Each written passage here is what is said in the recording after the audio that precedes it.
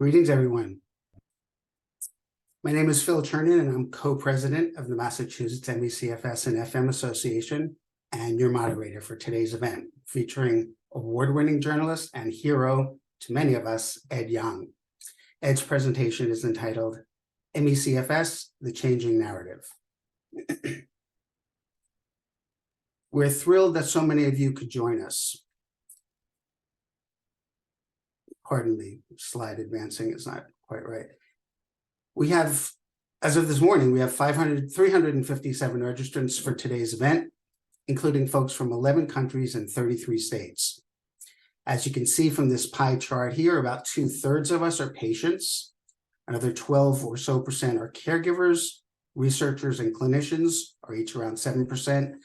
And 11% of us fall into the other category, which includes journalists, educators, administrators, allies, and the general interest groups or general public. I'd like to give a special welcome to our members. While our association has a monthly reach of greater than 10,000, fewer than 400 individuals support our work through membership dues. Our membership dues are on a floating scale so that membership can be affordable for anyone who wishes to support our work. If you're inspired by today's events, I hope you will consider becoming a member.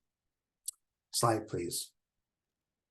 I'd like to thank our media partner, Stat News, for their partnership in getting the word out about this event to the healthcare and medical community. Several organizations have provided generous financial support for this event, support that has allowed us to continue to offer free registration for those who cannot or wish not to pay the registration fee. Most of these organizations have growing financial needs of their own, working tirelessly to bring about a brighter future for those of us with MECFS through research, clinical care, advocacy, awareness building, and provider education. It means a great deal to us that they support the work that we do here in Massachusetts, work that you'll hear more about during the program. Slide, please. Today's event will last 2 hours and be presented in 3 sections with a 10-minute break. We usually begin our annual event with a business report to the membership, which is a requirement of our charter. But today we're going to change that up a little, and Susan Buckley will have a different kind of presentation. We'll be sending out a formal report to members by email next month. At roughly 1:25, our keynote speaker will be introduced. At the completion of Ed's talk, which should be around 2:15 or so, we'll take a 10-minute break and then come back for a Q&A session. Slide, please. Please note that today's event will be recorded, will be available for viewing at a later date. Feel free to leave the meeting whenever you need to go. We understand that many of you will have a difficult time lasting 2 hours. We invite you to submit questions at the end of Ed's presentation using the Q&A function of Zoom. But before doing so, please scroll through questions that have already been submitted. If you see a question similar to yours, click on the thumbs up button to prioritize it. If your question is unique, please go ahead and ask it.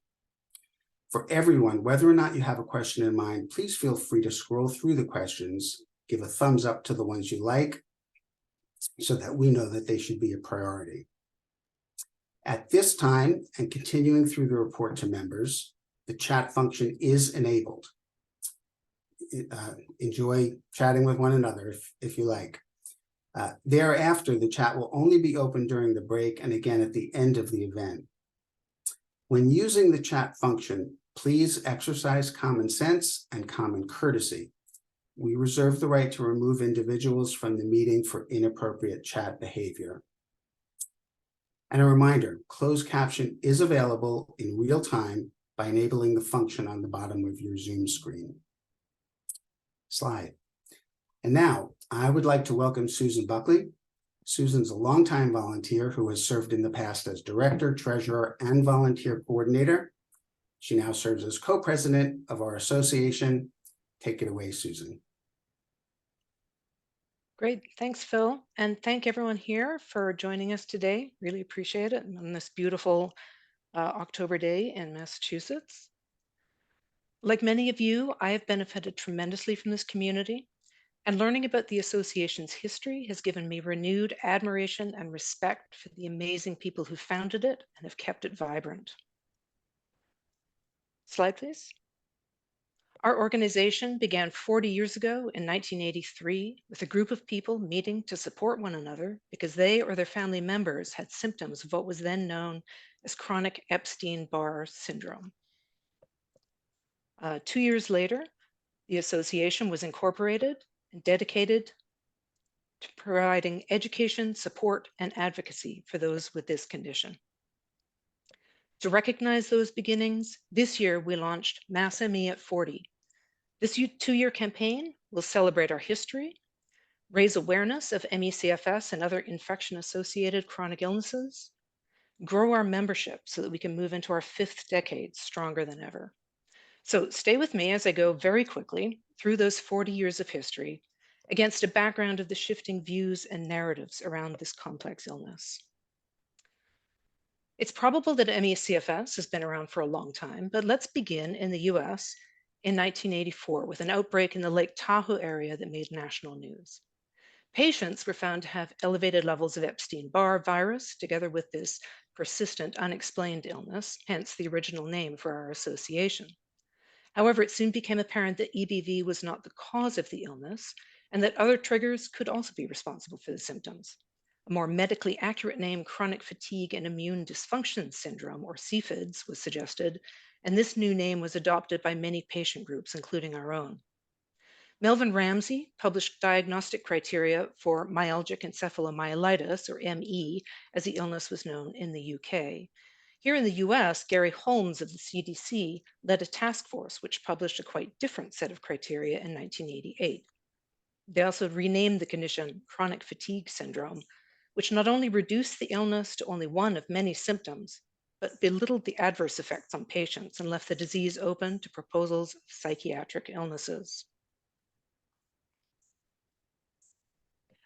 The association's membership and programs grew substantially in the first decade. That network of support groups grew and strengthened, and we published a quarterly newsletter, The Update. We established a telephone information line for patient support and clinician referrals, and our lending library sent books, videotapes, and scientific papers to members through the mail or via door-to-door delivery. In 1992, Ken Casanova wrote the first edition of our guide to applying for disability benefits. We printed and mailed hundreds of copies of this, and you can still get the latest updated version on our website. Also that year, the first primer for clinicians was published, organized and funded by our association. This primer included the pathophysiology, symptoms, and guidelines for treatment and management. Thousands of copies were mailed out in response to requests from around the world from doctors. So we can see that most of the key ideas about MECFS, including the basic scientific knowledge, the treatment and management suggestions, and the social impacts of trivialization, competing case definitions, and the consequent minimal research funding were all well established by the early 1990s. As patients tried to cope with the symptoms and care for one another, researchers and agencies continued to debate and argue. Looking at this crazy vortex of disagreement here, you can get a sense of how much these changing criteria have held back effective research, diagnosis, and clinical care. It's no wonder that we kept having to change our name. 1994 saw the two main case definitions revisited and revised. The Ramsey definition of ME became the London criteria, which closely resembles the current definition of the illness today, with exercise-induced fatigue and impairment of short-term memory coupled with other neurological symptoms. In the US, however, the Holmes criteria was replaced at the CDC by the Fukuda criteria. This definition was less evidence-based and more of a compromise between those who wished to characterize the illness largely as psychological and those who understood the illness to be physical. The 90s were the years of medical disparagement of the illness by the federal public health agencies, prominent physicians, and the media. Much of the federal agency's role in this was documented in Hilary Johnson's book, Osler's Web, and the fact that that book is over 700 pages shows you just how much history I'm condensing here. Fortunately, the following decade saw new and much more accurate case definitions and diagnostic criteria. Both the Canadian and international consensus criteria required the presence of post-exertional malaise rather than simply listing this as an optional symptom, thus setting PEM or PEM as the hallmark symptom of this illness. In other developments, the Chronic Fatigue Syndrome Advisory Committee, or CFSAC, founded in 2003, acted as a liaison to the Department of Health and Human Services and nominally oversaw interagency coordination, including at the FDA, CDC, and NIH. Our association members attended their meetings, acted as advocates, and made recommendations.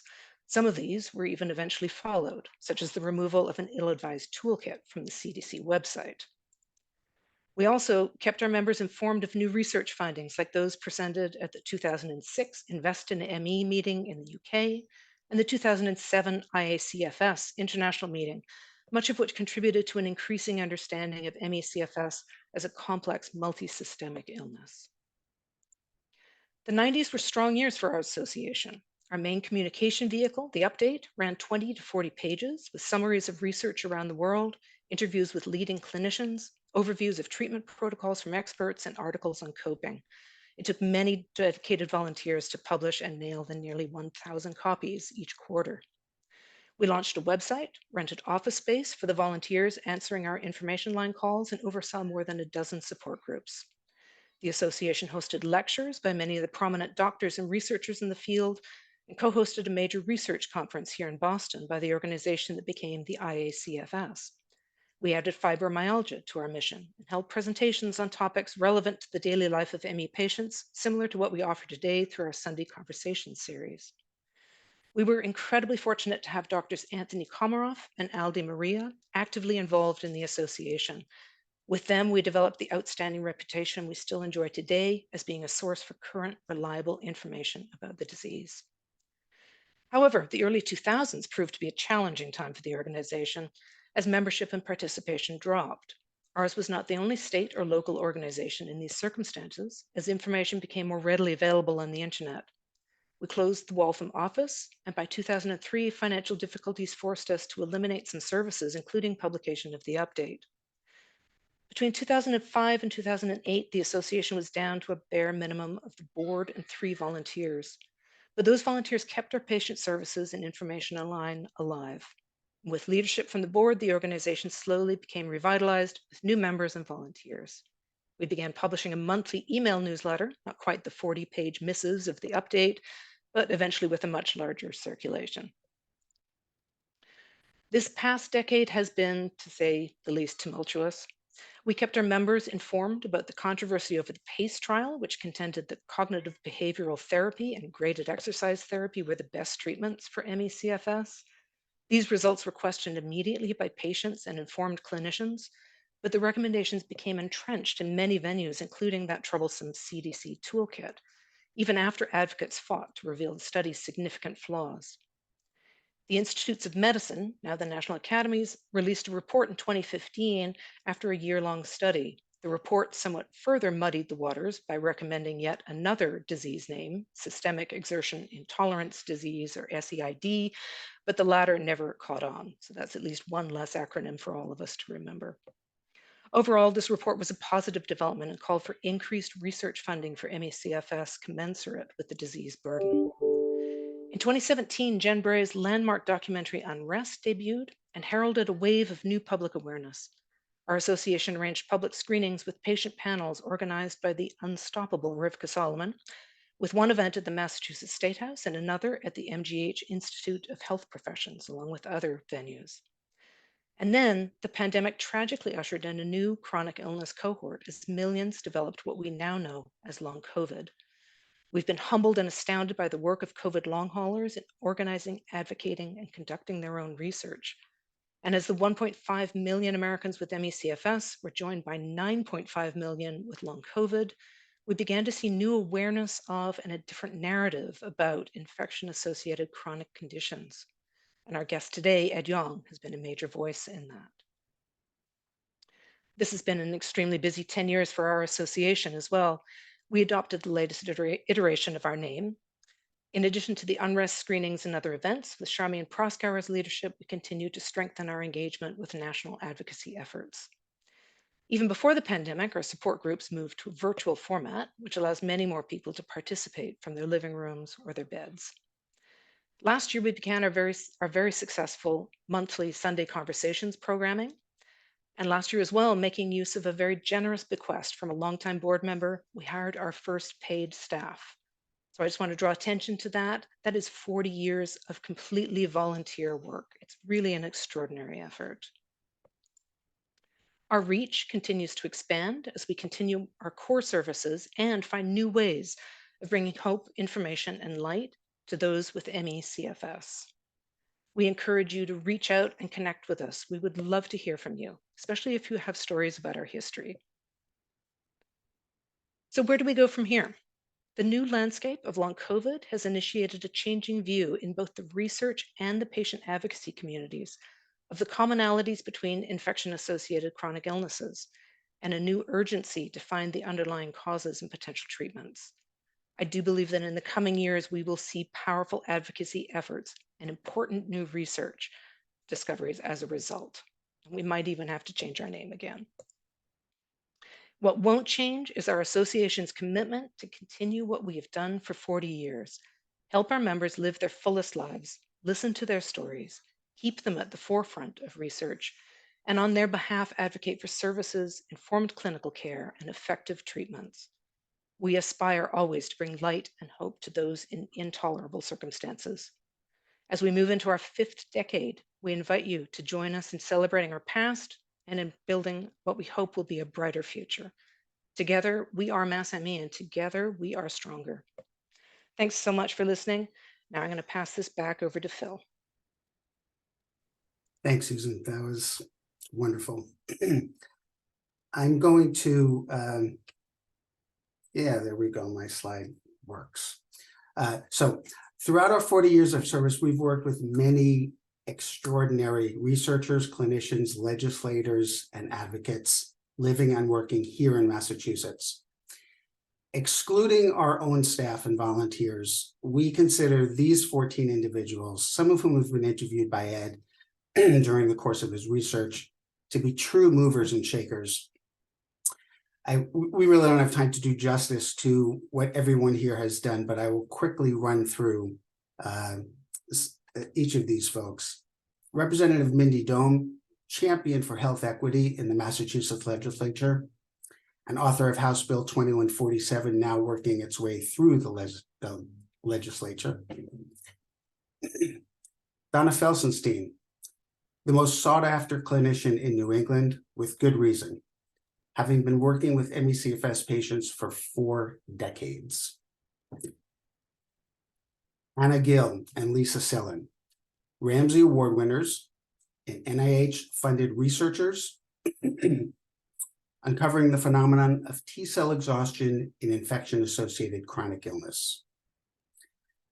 Dr. Anthony Komaroff, it's pretty much nothing I could say that would do justice to the impact that this great man has had on the history of MECFS, so I won't say anything. Beth Pollack, trailblazing researcher at the Tal Institute of MIT, working to include an MECFS cohort in the ambitious, well-funded Maestro study of infection-associated chronic illness. Amy Proel, passionate advocate, inspiring communicator, co-founder of Polybio Research, dedicated exclusively to infection-associated chronic illness. Charmian Proskauer, founding member and chair of the U.S. Action Working Group for 8 years running, the only place for advocates, whether individual or part of a group, to share ideas and learn about advocacy actions throughout the United States. Our congressional representative, Ayanna Pressley, giving voice to the marginalized and underserved, author of the Long COVID Act, now working its way through the legislature. Hala Sluss, NIH-funded researcher on stress pathways, innate immunity, and shared pathomechanisms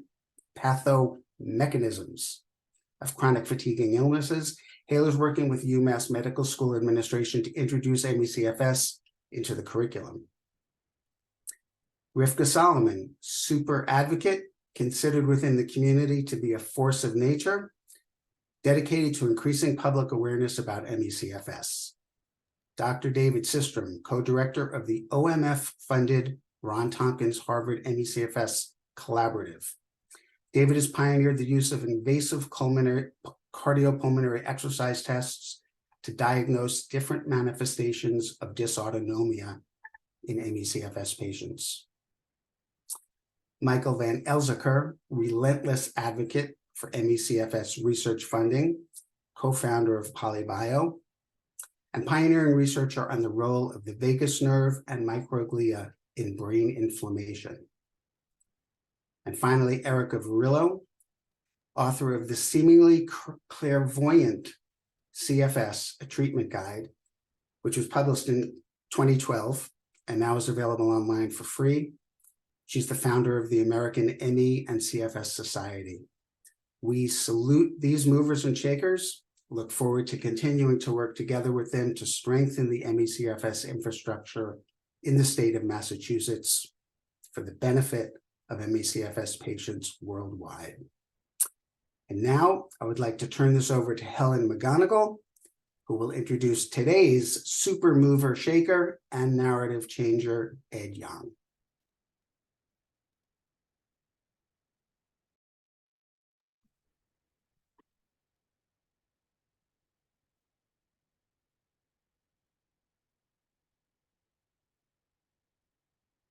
So thank you, Phil. Hello, everyone. My name is Helen McGonigal. I'm a volunteer of MassME, and I'm proud to be introducing the speaker for this year's annual meeting. And today we're going to be joined by Ed Yong, who will be speaking about his personal motivations for writing on long COVID and MECFS, and in particular, how journalism can change the trajectory of these subjects within the public sphere. So Ed is a renowned journalist whose timely reporting as a staff writer for The Atlantic tackled complex topics as the COVID-19 pandemic unfolded, and most importantly, gave voice to the marginalized and the underheard. He has garnered many accolades shown here, including a Pulitzer Prize in explanatory journalism, that all reflect his deep and continued commitment to science communication that are so deeply needed today. Next slide. Beyond his work in The Atlantic, he's also been featured in the following publications, In addition, Ed's own books shown here, both of which are New York Times bestsellers, include the most recent titles, I Contain Multitudes and An Immense World, which is now available on paperback. So as I said, most notably in 2021, he won the Pulitzer Prize in explanatory reporting for his work in The Atlantic, which was described as a series of lucid, definitive pieces on the COVID-19 pandemic that anticipated the course of the disease, synthesized the complex challenges the country faced, illuminated the US government's failures, and provided clear and accessible context for the scientific and human challenges it posed. In one of his most recent works titled Fatigue Can Really Shatter a Person, Ed eloquently explained how the PEM and fatigue experienced by those with long COVID or MECFS are more severe and prolonged than what healthy people might assume of just being tired. More than this, he identified the cocktail of stigma, as he called it, that has plagued common misconceptions of MECFS within the public and medical spheres, made up of reductionism, sexism, and capitalism. In addition, his other pieces have drawn insightful connections to the ramifications of long COVID and their relations to MECFS, which highlight some of the most common symptoms like brain fog and investigate how medical research into these symptoms are being conducted more than ever before. What makes Ed's writing so poignant is his passion and pursuit of truth-telling. He aims to illuminate the hidden struggles of those affected by viral infections and their ramifications in the hopes of bringing greater equity and inclusion to how these stories are told. He has succeeded in elevating unheard voices within the long COVID and MECFS communities during the unprecedented time of this ongoing still pandemic. And for that, we are so grateful and excited to hear from him today. All right. Hello, everyone. I hope you can all hear me. Let me know if you can't. Thank you so much for having me here today, and to Susan for that incredible history. It's really helpful. I wanted to start with the disclaimer that I've offered a couple of times I've talked about this topic, which is I do not have MECFS. I do not have long COVID or any of the related chronic illnesses. I don't really have a disability at all, and I'm not caring for anyone with these conditions. So as such, I know actually very relatively little about this area, and I'm pretty sure I know less than almost anyone who is watching today. So I address this particular audience with all due humility. I do, however, know about journalism and about storytelling. So I'm going to start by talking about that and telling you the story of how I became part of this world.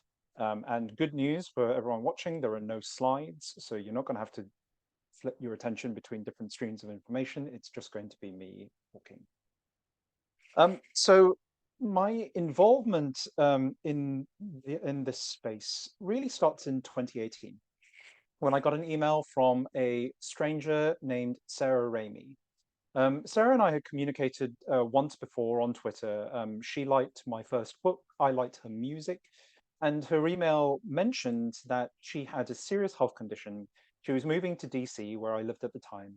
All of the people she knew had recently moved away, and this is absolutely mortifying, but will you go on a friend date with me?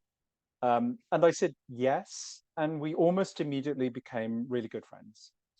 In 2019, Sarah sent me a copy of the book that she had been working on for a decade, The Lady's Handbook to Her Mysterious Illness, which describes her experience with MECFS and with complex regional pain syndrome, the shocking mistreatment that she experienced as a result, and the very similar problems that millions of people go through.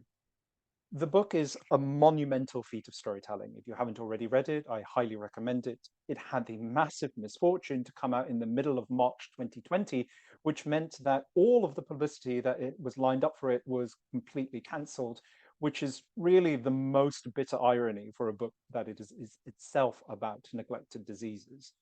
But I read it, and it helped me understand my friend better. It opened my eyes up to this entire category of medical problems that I knew very little about. It changed the way I think about the relationship between patients and the healthcare system, and what it means to think about health critically and skeptically. And it primed me really well for what was to come. So in the early months of the COVID pandemic, as I'm sure you all remember, the received wisdom was that COVID was a disease that either hit you so hard that you ended up on a ventilator in an intensive care unit, or it was so mild that you got better after 2 weeks. But in the late spring, I started seeing trends that didn't fit with this accepted narrative. First and closest to home, my sister-in-law Meg got COVID, and after a number of weeks, far greater than 2, still had COVID. People like Fiona Lowenstein and Mara Gay wrote op-eds in the New York Times about their similar experiences of being previously young and healthy, and yet having supposedly mild illness, but then still being sick for weeks or even months afterwards and not recovering. Felicity Callard wrote an amazing piece in the Somatosphere blog about what mild cases could really be like. When I interviewed scientists and doctors about these patterns in May 2020, almost no one I spoke to knew about what was happening. One of them said, that's very unusual. But it wasn't unusual, not at the time, and certainly not now. It wasn't unusual to the many people who already had MECFS and other post-viral illnesses, and who knew what was going to happen once the new coronavirus started spreading, and had been writing pieces predicting that since as early as February 2020. It certainly wasn't unusual to the huge number of people who are experiencing what we know now as long COVID, who were already gathering in support groups thousands strong, who were doing research on their own communities. Talking to them, I published my first piece about long haulers in June of 2020. That story was read by more than 1 million people.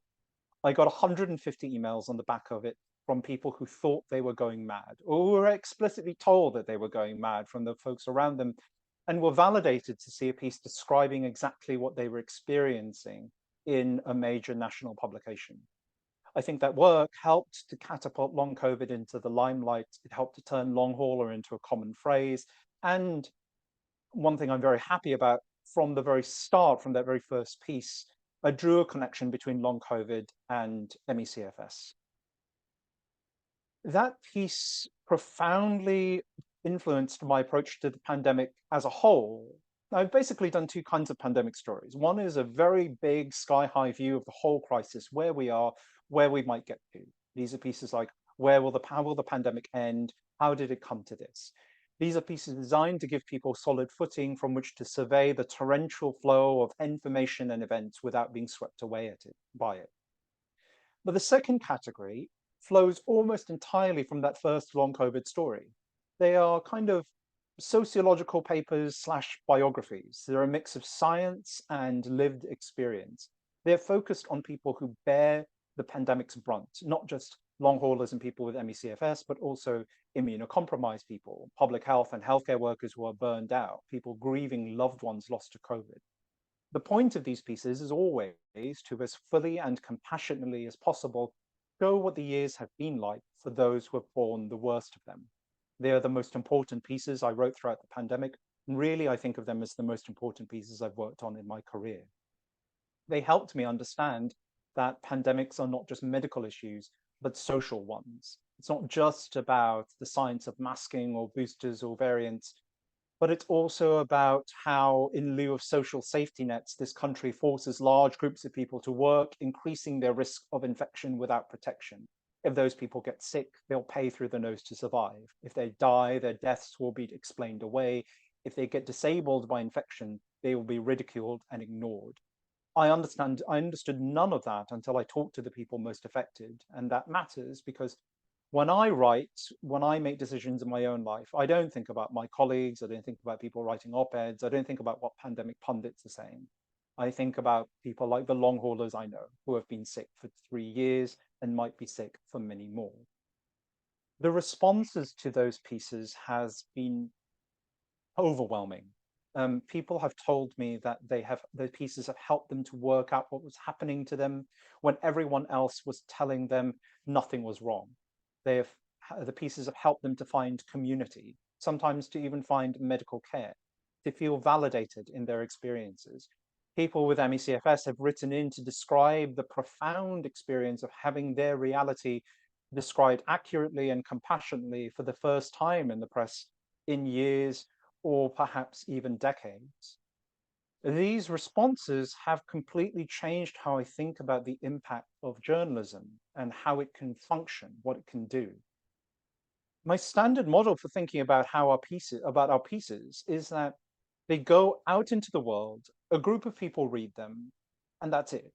Right? Those readers might change their mind, they might have an emotional reaction, hopefully they'll learn something, but it's a one-step process. And in retrospect, that model is clearly absurd. People are social creatures. We exist in social networks, and journalism cascades along those networks. People with MECFS and long COVID have repeatedly said that they use my pieces to explain to their friends, families, colleagues, employers, and doctors what they were describing is real, to open up conversations with people who might once have been skeptical or dismissive, to advocate for themselves when they didn't have the ability to do so. That is an incredible use case that I really hadn't actually considered before. And while people always send emails saying stuff like this whenever I write about this topic, and I've done 8 pieces to date so far, something subtly different happened with the last piece I wrote that Susan mentioned about what fatigue and post-exertional malaise actually mean for people with MECFS and long COVID. With that piece, healthy people started emailing, asking to read it so that they could better understand their spouse or patient or family. One long hauler told me that her sister said, "I did not understand how sick you really felt."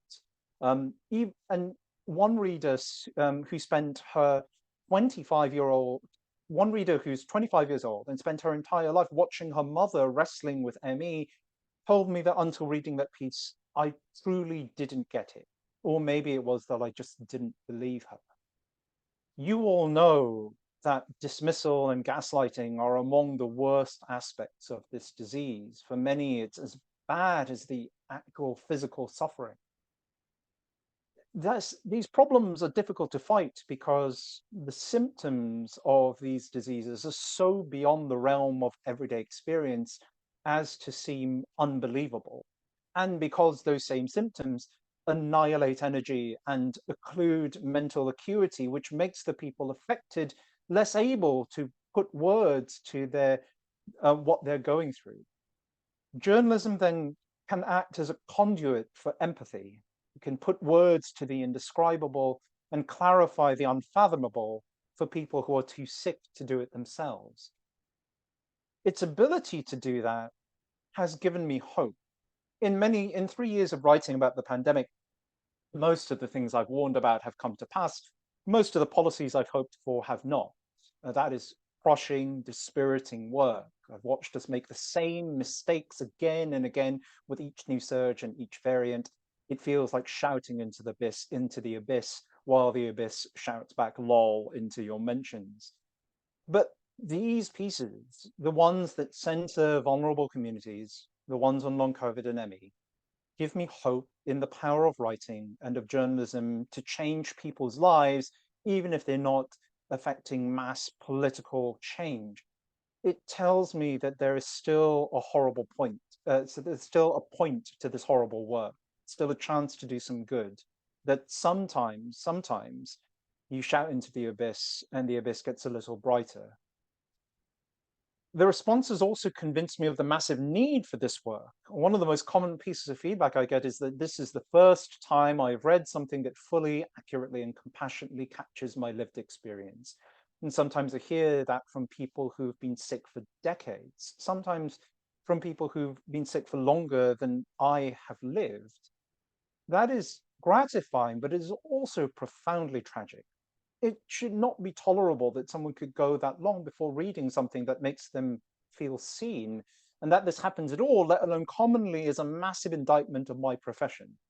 I am far from the only journalist covering this topic, but we are clearly insufficient in number. How could so many people feel so thoroughly unrepresented by an industry that crows about giving voice to the voiceless?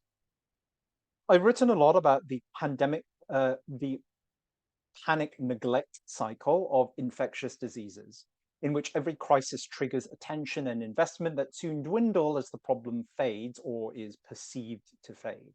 This cycle leaves us unprepared for future problems, and it also makes us neglect our past. It makes us forget the cumulative costs of these several years of hardship.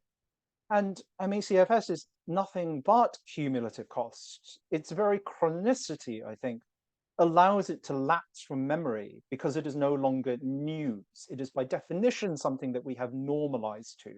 And journalism, with our laser focus on the present and novelty, is highly vulnerable to this kind of amnesia, to forgetting about chronic cumulative problems.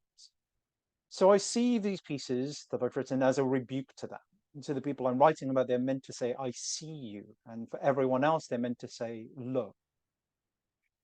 To be clear, none of these pieces would have been possible had the community not spoken up for itself. I don't think I would have understood what was happening or drawn connections to ME and other chronic illnesses if I hadn't read Sarah Ramey's excellent book, or if I hadn't seen conversations between her and other people in the ME community, or hadn't followed a lot of disability scholars on Twitter. Their words fueled mine, their work allowed me to do my work. Just consider the landscape that when I first started covering long COVID back in May of 2020, the pandemic had only been going on for a few months, but Eliza Perego had already coined the term long COVID. Amy Watson had already coined the term long haulers. I cannot tell you how useful it was to a journalist that there were names for the thing that I was writing about and for the people who have it, and that those names were simple and evocative.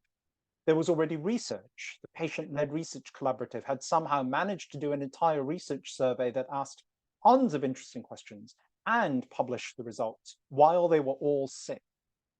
People from the ME community were already explicitly drawing connections between long COVID and ME. I can't actually remember who specifically it was, but someone I followed, almost certainly Sarah Ramey, retweeted Jen Breyer into my timeline, which is how I became connected to this community, and which is why my very first piece on long COVID explicitly makes the connection to ME clear. And ME advocates had been loud enough for long enough that even though I didn't really know a lot about the condition, I did know names like Julie Raymeyer and David Tuller, and I knew about their work. And when I started diving into this topic, it was massively useful that resources like MEpedia existed, a font of useful information in a space that can be daunting and bewildering to newcomers like myself. I found so many extremely knowledgeable people who explained the ins and outs of MECFS, the controversies, the history of the community, the sticking points and disagreements within it. People like Jen Breyer, Jamie Seltzer, Alison Sobrana were all massively useful and invaluable to me in my work. For a piece that I wrote about people grieving loved ones lost to COVID, an anthropologist named Sarah Wagner told me that after atrocities, wars, and conflicts, it is often the bereaved family members who have to fight for recognition and reconciliation despite the heavy burden that they already bear. When it isn't politically expedient for those in positions of power to commemorate the deaths and extend forms of reparation, it falls on the families, Sarah's told me. And that is what I see here. All of my work draws from the efforts of people who really had no energy to spare and were heroically using that little energy to advocate for themselves and to tell their own stories. And really all I did was to believe them. Now, I do believe that there is an important line between journalism and advocacy, and while the two can share many values and approaches, there is a distinction between them. But that doesn't mean that we can't treat these stories with respect and care. And here are some thoughts about reporting on and writing about long COVID and ME that I've learned over the past 3 years. First, and this is something that has extended through much of my science writing career, I choose my stories very carefully, and I prefer to be proactive over reactive, being reactive. So, for example, there are factions of long haulers who believe that MECFS should not be included in part of the long COVID discussion, and that drawing parallels to an existing condition is somehow minimizing the nature of COVID. There are, of course, countless MECFS skeptics who you will not need me to name, who will always have a voice and an easy path to the op-ed pages of major newspapers. But I think we lose a lot by letting extremists dictate the terms of engagement. Rather than rebut a dozen shitty op-eds or replying to fools on Twitter, I prefer to spend my time actually creating work that will help people, that illuminate rather than just counter-illuminate. And I've tried to pick angles that will be interesting, that will both be useful to people within the community, but also interesting to people without the condition. I think that is how we start changing minds. The pieces about fatigue and brain fog were like this, these biographies of symptoms. So was the piece that I wrote about MECFS doctors retiring. I think there is something compelling about this idea that millions of people depend on healthcare that's provided by only a few dozen specialists in this country, many of whom are about to drop out of that field. After choosing stories, the most important tool at my disposal is the interview. But I recognize that interviewing people for this particular group of stories is very different than the kinds of interviews I normally do. For a start, they have costs. Obviously, I am asking people to relive some of their worst experiences and to be incredibly vulnerable in front of myself, a stranger. But also, if someone has post-exertional malaise, then even minor physical or mental exertion can lead to major crashes, and an hour-long call with me could wreck someone for days. And that imbues me with a very, very heavy responsibility. And that manifests in the way I choose to do the reporting for these stories. Typically, I over-report. So I call more people than is strictly necessary to get the information that I need. And I tend not to do that with long COVID stories. I do as many interviews as I need and no more, because I don't want to waste people's time and jeopardize their health unnecessarily. I make sure that people know upfront that they can pull out of a scheduled interview at any time, including in the middle of the call, if they feel that they don't have the energy. I say this at the start of every call, and people absolutely have pulled out. For normal stories, I almost always insist on phone interviews because that gives me better results. But for pieces on long COVID and ME, I will happily send questions by email if that's what people need. I also ensure that I give myself enough time to do these stories so that normal deadlines go out the window. I make my schedule work around my interviewees' energy levels and not the other way around. I try and bring as much curiosity and empathy as I can to the interviews, which is something I do more generally anyway. I don't want just basic biographical or episodic details. I don't want to just know how terrible your symptoms are so readers can gawk at them. I want to know how it feels to experience these diseases, how people with them think about their problems, their hopes, their needs, what it truly means to walk in their shoes. I am not just fishing for good quotes. I am not just looking for stuff that I can put in an anecdotal lead for a story. I really want to make sure that I get all the details and nuances correct. And so I check my thoughts on the fly a lot. And when you say X, it makes me think Y. Have I got that right? This invites people to expand on what they said while also checking my own assumptions and interpretations and frames as we go. I try and also be aware of the frames that I might have internalized going into the story. For example, there's this very common idea that long COVID and MECFS are mystery illnesses about which we know absolutely nothing. I don't buy that, but it's worth asking, why does that framing exist? Who does that serve? Maybe that's something to ask people about. I'm looking when I interview people for places in which my own understanding shifts. For example, when I wrote that piece about fatigue, I knew that people with MECFS experience a much more severe form of fatigue than what I might do as a healthy person. But I don't think I fully appreciated just how qualitatively different post-exertional malaise was from even that kind of severe fatigue. And that understanding came from paying close attention to the descriptions that my sources were offering, descriptions that, as I wrote in the piece, actually offer pretty tantalizing clues to some of the biochemical underpinnings of these conditions. It is very easy to talk to people and simply think, well, they're exhausted, that's terrible. But there are subtleties and nuances in their metaphors and their languages that I think reveal important fundamental truths about the condition. I've tried to center patients, and so I don't use them just in anecdotal leads only to quote academics thereafter, a very common practice in long COVID stories, which drives me up the wall. I think that patients are suffering, but they're still the protagonists of their own stories with power and agency, and not just passive beneficiaries of medical aid. I want people to empathize, not balk. There are good moral reasons to do so, but good practical reasons too.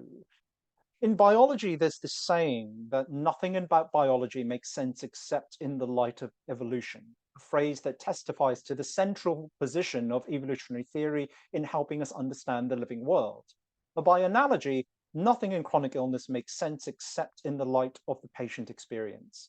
That is the ground truth against which all other data must be understood. Centering patients manifests in other ways too, right? So when covering long COVID, I prefer to use patient-derived terms like long COVID instead of PA, PASC, whatever the scientific community have created. There are good reasons why these terms were created and why they should still be used. The patient-centered approach also extends to framing. And often the questions that academics are focused on are completely different to the issues that patients care about. And you don't get the latter if you only talked to the former. This patient-centric approach is sometimes dismissed as advocacy, which is positioned as antithetical to journalism. But in fact, it is simply good journalistic practice to give weight to the most knowledgeable people. And I've treated long haulers as the experts on their own condition because they are. Long haulers saw and predicted the rise of long COVID before credentialed academics did.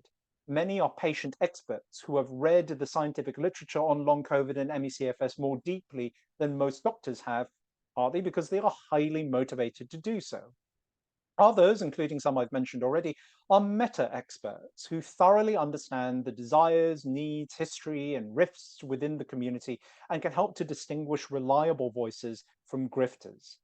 These people should be front and center of every story, not merely fodder for emotive descriptions. Before the pandemic, I only ever really interviewed academics with advanced degrees and institutional affiliations, and writing about long COVID and ME instead taught me to seek expertise where it actually lies instead of where it seems to lie. I write these pieces in part to make people feel seen, to create a gestalt mirror that reflects countless individual experiences. These illnesses are usually extremely varied, but if I do my job right, I can make sure that everyone feels reflected. I also write for people who don't have the conditions themselves, in the hope that they'll learn something. Writing is a constant battle for attention, one waged through careful consideration of structure, tone, and crucially, understanding where readers are at. So with MECFS, I always have at the back of my mind the most common misconceptions. So the points of dismissal and skepticism. In the piece about fatigue, the first paragraph is a description about what someone with ME experiences, but much of the rest is about talking about how different this kind of fatigue is from everyday experience. It's an attempt to nip in the bud the everyone's tired too rejoinder that a lot of people in this community experience. My point here, I think, is that if you want a healthy person to care about or empathize with folks with this condition, it is not enough to simply say that it is debilitating. You have to show, not tell. In particular, you have to show how it's different to normal experience, how different it is from what most people would go through, all their touch points. And similarly, it is not enough, I think, to say that there are differences. I've also tried to at least explain partly some of the scientific underpinnings for those differences. And it is not enough to simply say that MECFS patients face extreme dismissal and disbelief. I've tried to also show why that hurts and why it happens, that cocktail of reductionism and sexism and capitalism that creates the grounds, that creates this fertile soil in which gaslighting and dismissal can bloom. These are all skills that I've worked hard to build over the years in my science writing career and that I brought to bear in the reporting for this topic. After the pieces are finished, the work continues. In the recent ones on brain fog and fatigue and MECFS doctors, I've recorded audio versions because people commonly tell me that their brain fog makes it hard to read long pieces. And after these pieces are published, I get hundreds of emails that I do try and read and respond to as much as I can. I recognize that reading long pieces comes with a cost, and I try to honor that by at least engaging with the replies to some degree. I have not been trained in any of this. A lot of this falls under the principles of what's called trauma-informed reporting, which is not something that I learned before going into the pandemic. I still make mistakes and I'm still learning how to do this, but curiosity, kindness, and empathy are the tentpoles to this work, and everything else unfolds from that. Over the pandemic, I have seen some of the worst sides of my profession. Every publication has published at least one terrible long COVID story. Every publication has been complicit in normalizing the pandemic. But I still believe that journalism can be a force for change and that it can directly improve people's lives. I've seen that through the work on long COVID and ME.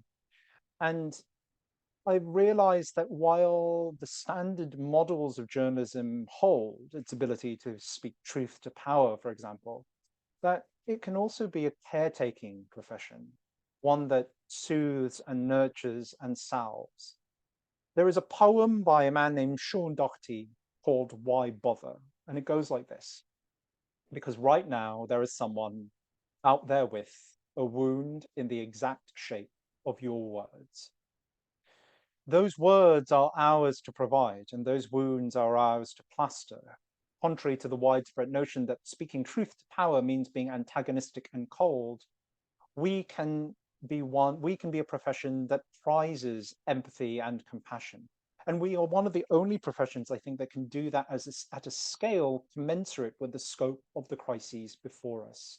We can make people who feel invisible feel seen en masse. The cost of doing this work, the pandemic reporting as a whole, for several years has been substantial to my mental health. It has been very tough, shouting into void, all of the things I mentioned already. Pieces about vulnerable communities have been incredibly hard and emotionally draining. They require absorbing huge amounts of pain, holding it, staring at it, making sense of it, channeling it. My therapist has pointed out that there are many similarities in our work, but only one of us has any actual training. The cost of doing these pieces has forced me to pull back a bit. I took a sabbatical earlier this year. I quit my job at the Atlantic in the late summer. And I'm now working on rest and recuperation, and I'm going to be starting work on a third book soon. This, I recognize, is a very privileged thing to be able to do, especially when many of the people who I write about don't get to take a break from the illness that is a daily baseline part of their lives. But if I've learned anything from this community, it's that pacing is important and you have to play the long game. I am not done with this topic or this community. The last thing I'll say is that, you know, as I said, all this at the very start, all of this started because I said yes to a random friend date and because I listened. Don't underestimate the power of small acts of kindness or of little moments of connection and of stories. I don't know what the future holds for long COVID or for ME, but I do know that it is crucially important for people like you to keep telling your stories and for people like me to keep listening to them. Thank you very much for listening to me today.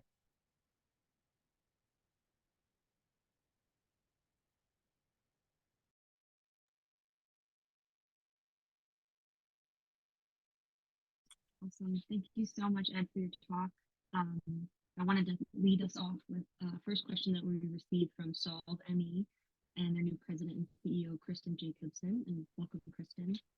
So she had asked that many disease communities impacted by viruses and infections are beginning to come together, collaborate on common goals. What do you see as the biggest advantages of this kind of collaboration, and what could be some of the challenges?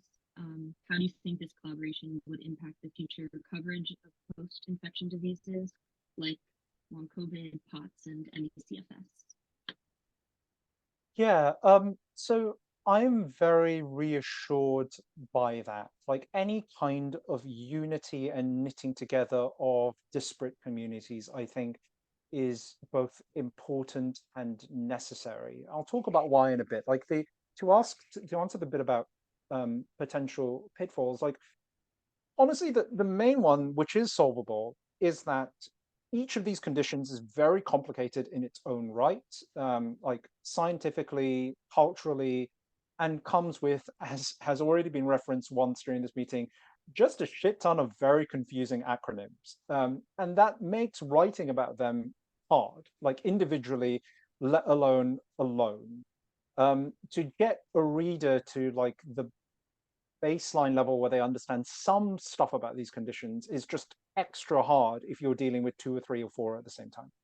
But I don't think that should be a deal breaker. I do think it is really wise for these communities to come together.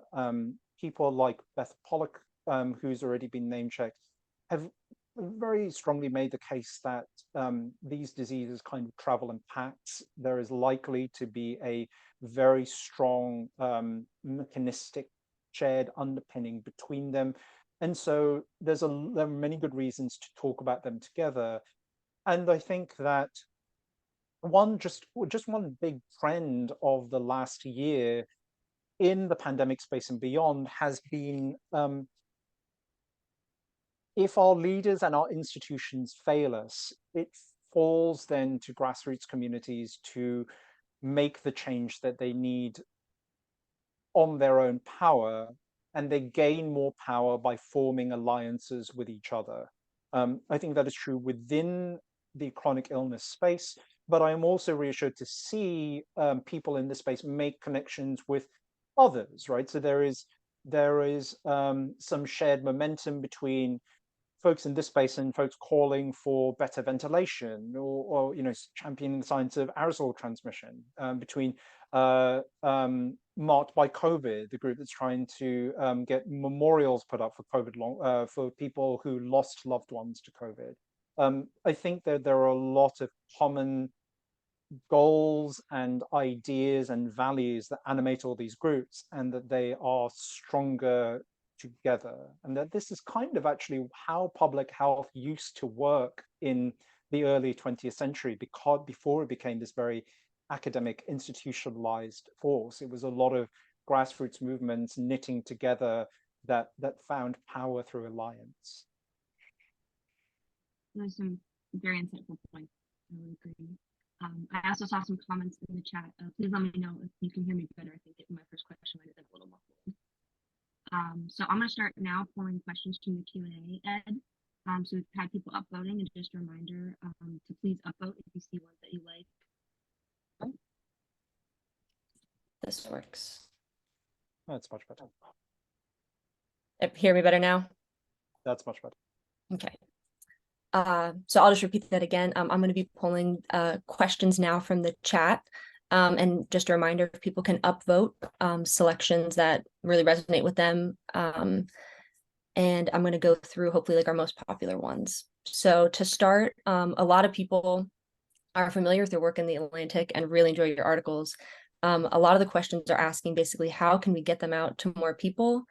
And basically, what other ways can people read these works, or, you know, if they're not subscribers? I think obviously it's reached, the fact that it is on the Atlantic at all is what you're saying, a huge audience.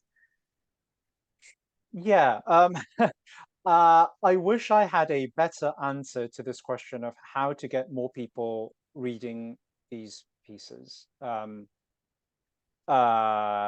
last time I wrote about long COVID, someone emailed saying, "This is a great piece. You should write more articles about long COVID."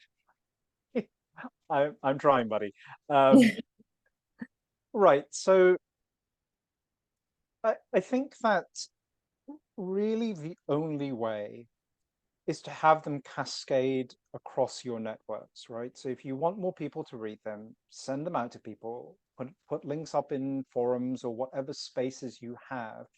You know, there's no secret sauce to doing this, and if there was, every magazine and newspaper would be doing it already. So share them. Feel free to share them widely. It is incredibly annoying to me that the Atlantic now has a very strict paywall, which means that if you don't have a subscription, you cannot access the pieces. That said, there are many places where people have just circumvented that and put up PDFs, links to paywall-free stories. Archive.is is very good for that. There are many ways to circumvent the decisions of my former employers and to get copies of these pieces yourself. I personally sent out, I think, something like 700 copies of the fatigue story to people who emailed me for them. I'm always happy to do that. It is probably not the most efficient way, and I definitely encourage anyone who has a PDF or a paywall-free link to just share it. Feel free to flood the zone. I certainly do not care anymore about the Atlantic getting subscriptions off this work. I want it to be read free, far and wide. I think a lot of people listening to that probably really appreciate that, and I think that is often how people are sharing them when they read your work with people that they want to hear it, you know. Yeah, right. Yeah. So one of our other most popular questions that people are asking is, how can we get medical communications involved in raising awareness about MECFS, things like CMEs or continuing medical education models for healthcare professionals? And has anyone ever reached out to you, Ed, on kind of what tools to use or anything like that? I don't feel I have a good answer to this question. I know that Lucinda Bateman's group has been working on CME modules, but it's not an area that I know very well and really ought to be taking part in. You know, when I talked about the distinction between journalism and advocacy, that's part one of the things that falls into that dividing line. That makes sense. Different arenas. Right. Yeah. It looks like people are also really curious, although you were a staff writer at The Atlantic, how difficult or not difficult was it to kind of get these stories, you know, on the radar of your writing, or did you have to push it all to say, this is really what I would like to present with my work? So I never had to push, and I think there are a few reasons for that, right? Like, so firstly, even before the pandemic, I already had a reasonable degree of seniority at The Atlantic, and certainly after the pandemic started, there was sort of no question that I could just write what I wanted to write about. Like winning awards certainly helps with that piece of it, and it means that I can, it meant that I could write about these kinds of stories without much in the way of opposition. And I don't think there would have been opposition anyway. Like, one thing I really want to point out is my former editor, Sarah Lasko, is a kind of often unnamed force in all of this, but has been absolutely crucial to getting all this work off the ground. She edited all of the long COVID and ME stories. She never once did the thing that I think a lot of people in this space encounter, where the editor is skeptical and you have to kind of win them over. Sarah has boundless compassion and also has people in her life who have ME. So she knew, and she made all of the pieces much, much better. And I think that one thing that Sarah is very good at is to kind of be the advocate for the healthy reader. So for someone who actually knows nothing about this topic, and she's very good at saying, like, okay, you actually need to like take a few steps back, do a little bit more explanatory work. Here's how we can bring someone who is not part of this community on board.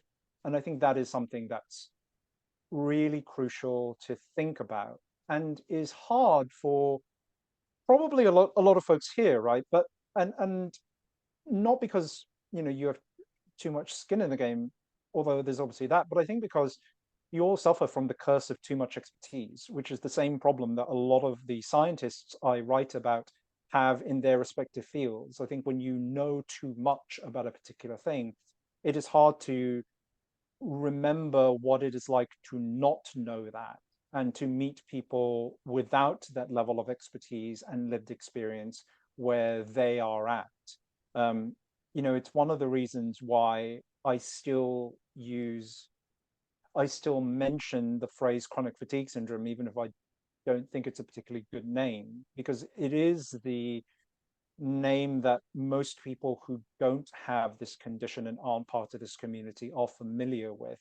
So you kind of have to at least like briefly name check it.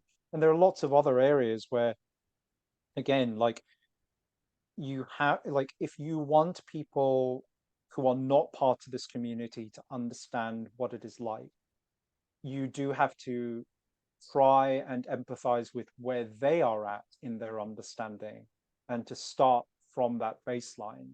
And that's really hard, right? Because actually what we want to do is to go much deeper in terms of lived experience, in terms of the science. And it's like you kind of have to start from scratch every time. That makes a lot of sense, and it seems like a lucky position to have an editor with that kind of vantage to help bring you back with the perspective. Yeah, it's really helpful. I mean, like, journalism is you all said very nice things about me and my work, but journalism is never just the work of individuals. It's always a team sport, and I had a very, very good team behind me. I mean, one thing that often doesn't get pointed out, but I think is worth pointing out, is the art on these pieces is really good. Like, our art team similarly like pulled out all the stops, and there was I never had to go, could you not do like a stock photo of sad woman with a cup of coffee staring out the window? Like, it just, the work was good from the start, and I think that just made all of it so much easier. I'm sure a lot of people reading would agree with that as well. Really refreshing. That kind of also segues talking about the team that you had working with.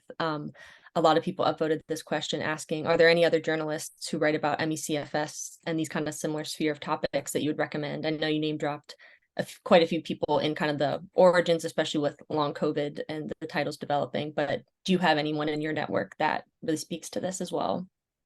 Yeah, I mean, I know that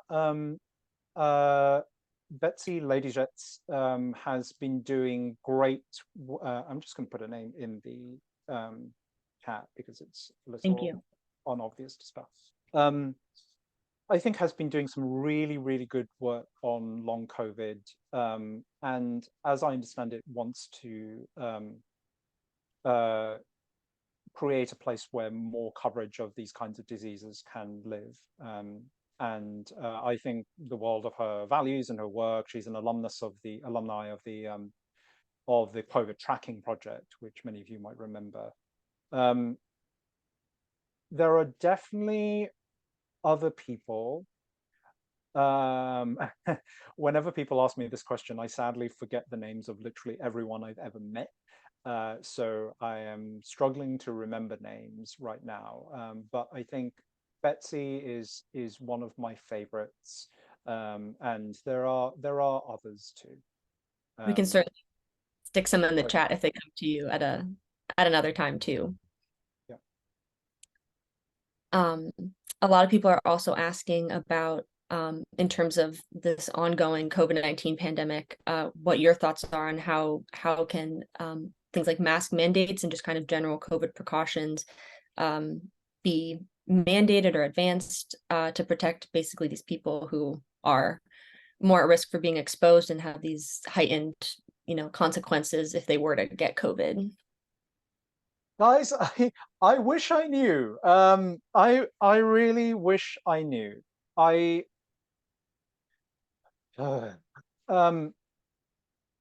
am sad to say that I think that ship has sailed, and against both my desires and my best efforts. I've written a lot about how we've normalized to all of this to the degree that we have. And I won't recap all of that here. This is just to say, I agree that those measures are important. I think that I think we still need to prevent infections rather than dealing badly with their aftermath. But I think that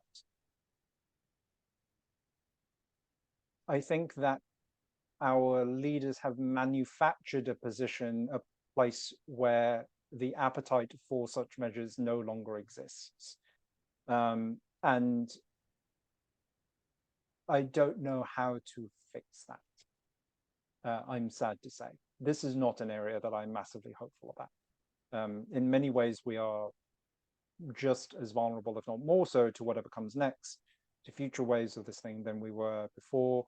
And I don't see an easy way out of it. I think that the only thing that could potentially make sense is to create the kinds of grassroots alliances that I mentioned earlier, right? Like at a time in which there was very, very little political appetite for dealing with or facing up to HIV/AIDS, ACT UP made huge wins and became one of the most successful activist groups in US history, and did so with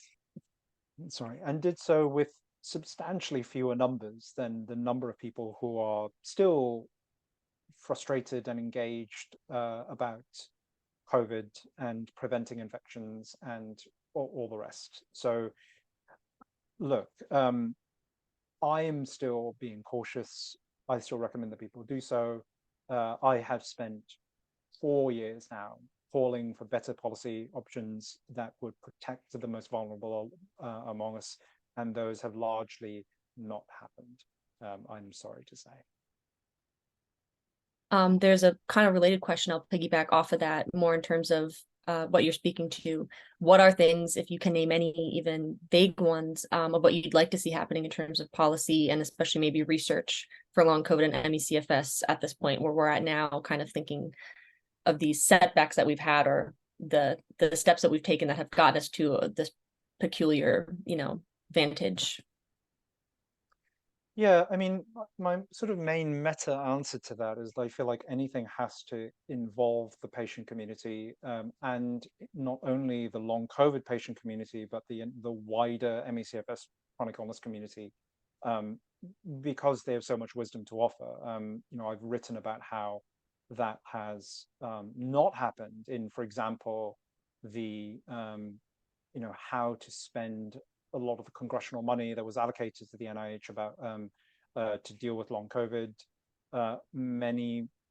Much of the research that's been done, a lot of the long COVID clinics that have cropped up have kind of reinvented the wheel or made the same mistakes that everyone in this community already knows about. That is a, you know, a costly waste of both resources and time. You know, and then I'm not sure I have anything profound to say besides the obvious, right? Like more research that prioritizes the kinds of people who already have built up expertise in this field and know how to treat patients and know the existing literature, rather than people who are just sort of parachuting in. More social supports, making it easier to have to access disability benefits, more accommodations on the parts of employers. There are many, you know them all, and I don't think that I have anything particularly novel or groundbreaking to share, except that, you know, we need it all, right? Like I think it is, with pandemics as a whole, long COVID and MECFS in particular, it is a mistake to think of these things as health problems alone, right? They are medical problems, but social ones as well. And so any solution must have a two-pronged approach that draws on policy from both of those sides. To shift kind of away from public policy, maybe we have a question here that's asking if you can say any words about this often kind of symbiotic relationship between scientific research and journalism.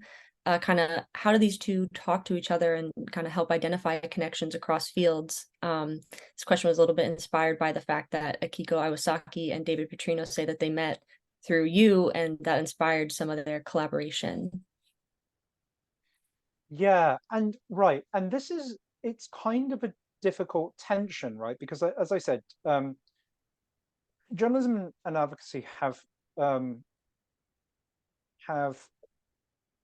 there needs to be always a little tension between, I think, journalism and the people and the topics we cover. Like that degree of independence is important. So, for example, like I think the world of Akiko and David, and they have both been incredibly instrumental and influential in my work and my thinking. And it does make me happy to think that my work then brought the two of them together. But I didn't try and engineer that, right? And nor am I specifically calling for those two people to receive funding, even though I think that would probably be a good idea. You know, I think that degree of distance does help us, and collapsing that makes it would make it harder for me to continue writing about this topic in the spaces where I want to write about it. And look, the very simple like hypothetical that sort of illustrates why this is important is, imagine if I, you know, specifically tried to fundraise for a scholar or a line of research that actually turned out to be very bad, like irreproducible or counterproductive or, you know, fraudulent or whatnot, right? Like my ability to actually cover that then becomes compromised, and I don't want to do that. But like, I do think that, that being said, there is like a very nice symbiotic relationship between journalism in the space and between the research in the space. And it's sort of interesting. You know, a lot of pieces that are written in this field don't seem to engage with the large volume of research that is actually going on. You know, I said in my talk that that there is often this frame of long COVID and ME being these mystery illnesses that about which we know nothing, and that simply isn't true. That there's actually quite a lot that we do know already, but a lot of it flies under the radar, and instead the kinds of studies that get a lot of coverage are like very crude, like prevalence measures for long COVID. They're things like, this big national survey found that X% of people have this condition, full stop. And that sort of frustrates me. But I feel like if there's one point of, like, one sort of lever that the patient community can push on, it's where are the actually interesting new scientific stories that journalists can cover about the sort of developing knowledge base for these conditions. In a similar vein, a lot of people have upvoted this question, kind of since you've explored these topics, especially in your own writing on vast networks and internal microbes, have you started exploring any new research suggesting a link between any microbiome things and long COVID, or possibly with MECFS? So I haven't, and I know that such research exists. I certainly remember seeing at least one study about it. Amy Prohl is probably a good person to talk to in this space, given that she is both. This is like exactly in the intersection of her research interests. But I think that one thing on that I'll say, I would just note a word of caution about any study that's about the microbiome of ME, right? And that's because, as I noted in the book, the study of the microbiome for human health is still very much in its infancy. And a lot of studies have found correlations between the state of the microbiome and basically every health condition under the sun. What this actually means is it's very, very hard to ever say for sure, right? So did the microbial changes underlie the disease? Did the disease state change the community of microbes? Does the change in the microbiome get us any further with diagnosis, or is it basically just like is it kind of a cheap finding? Like, is it a correlation that exists but actually doesn't illuminate anything? And this is a question that I think the entire microbiome field has really grappled with for the last decade, before I wrote the book and after. And I'm not certain it is sort of matured fast enough to offer a huge amount of certainty for this community yet. So I don't think it is a fruitless area of research by any means, but I think it is one whose results I would encourage people to take with a lot of due caution. In a similar vein, some people have also asked, if not, then maybe microbiome research. Are there any other fields or like specific tools that you think are really emerging that are like great within like medical research across these conditions?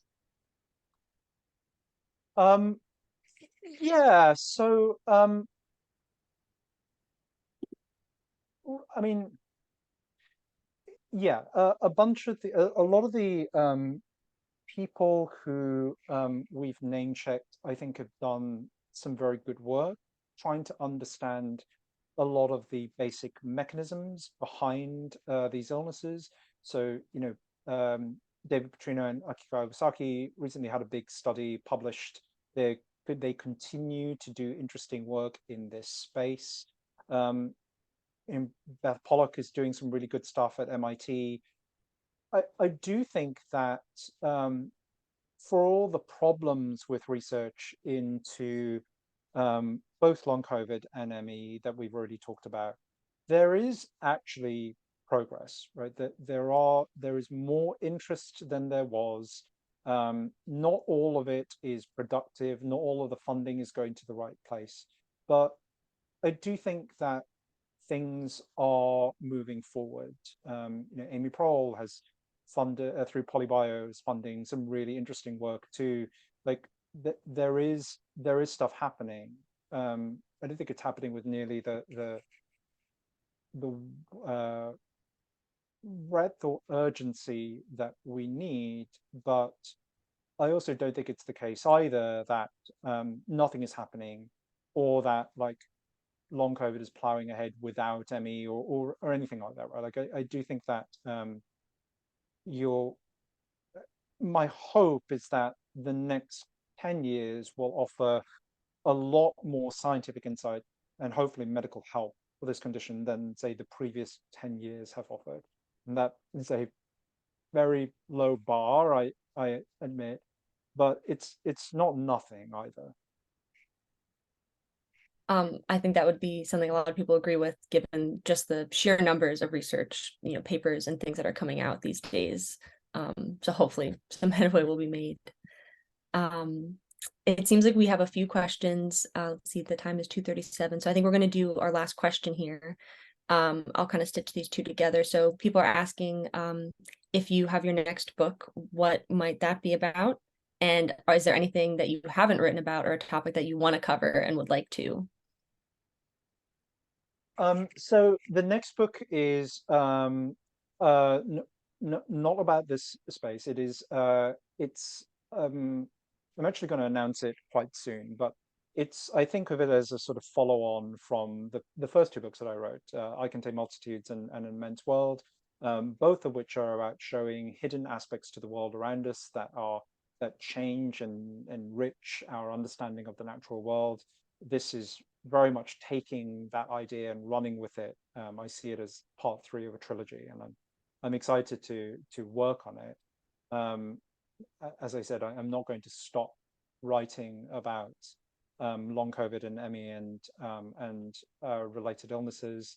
I'm still working out like where and what and how often and all the rest. These last few months have been a pivot point in my own career, and I'm still sorting out what comes next. I do think that there are many stories left to tell. Like the very nature of ME being neglected for so long means that there are a lot of stories left to tell. Long COVID continues progressing. That community is growing and developing, and yeah, there's more to say, and I will say it at some point. Awesome. Well, I think everyone will be very much looking forward to both your book and any next pieces that you write individually. And so I think we're going to now turn it over to Phil. So thank you so much, Ed, for speaking with us today. Thank you. Ed, I have to admit, I'm a little starstruck. I mean, I am an Atlantic subscriber.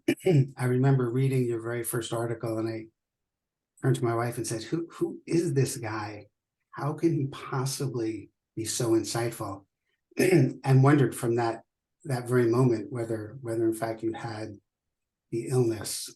I must say it's fascinating, and it's a gift to hear your story, how you came to it, and how you go about your craft, which is as much art as science in itself. And so from the bottom of my heart and from all of us, thank you so much. It's just been a joy to have you here and to have you as part of this community, telling our story. Thanks, Phil. I appreciate it. Thanks to all of you for listening today. I hope that was helpful and useful to you. Take care of yourselves. So we have this is the time when you're not supposed to listen, Ed, because it's a secret, but You've set up a public thank you card for Ed. So we welcome everyone to share their thoughts with Ed by scanning this QR code or clicking the link below or in the chat. If you've been inspired by today's events and would like to support our work through membership, we invite you to click this QR code or the link posted in the chat. If you're interested in getting involved with our work, there are lots of ways to do it. We're currently recruiting volunteers interested in a new working group that will be working with Representative Dome and others on Massachusetts legislation related to MECFS. We welcome inquiries from everyone who might be interested in board service.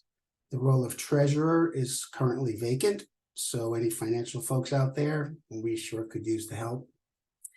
Our patient services group is looking for support group facilitators and doctor referral program volunteers. These are the folks who do one-on-one counseling and make referrals. And our Sunday Conversations team is looking for volunteers to help identify topics and speakers for the upcoming speaker series. To inquire about any of these, visit the volunteer page of our website or drop us a line at contact@massmecfs.org. The newly formed ME Action New Hampshire chapter is hosting a seminar on November 6th at the Dartmouth Hitchcock Medical Center on understanding and treating long COVID and MECFS, featuring Cindy Bateman and several other nationally recognized authorities. We encourage you to look into that, and if you're able to attend, that will be in person. And that concludes today's event. We are so appreciative to you all for coming. We hope to see you again next year, and we will keep the chat open for another 10 minutes while we play some music for those of you who would like to continue to chat, and then we will end at that point. So thank you all. Bye.